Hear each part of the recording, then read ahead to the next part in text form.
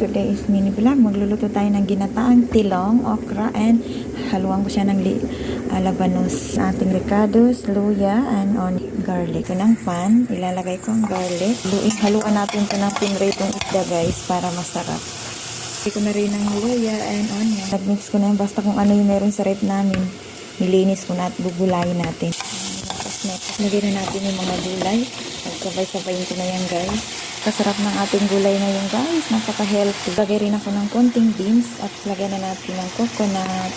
Kumanigas na yung aking milk.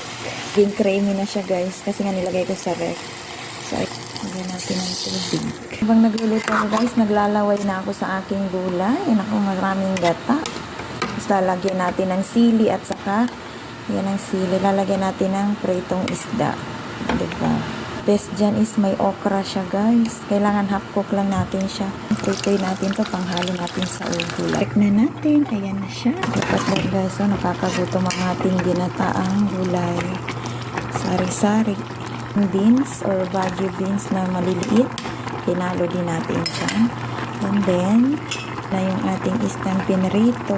Gusin na natin apat yan guys. Ay, sarap nito guys. Ulam natin. Na siya, ready to serve. Ayan, ginataang nating gulay. Mayroong pritong isda. Yummy! Perfect.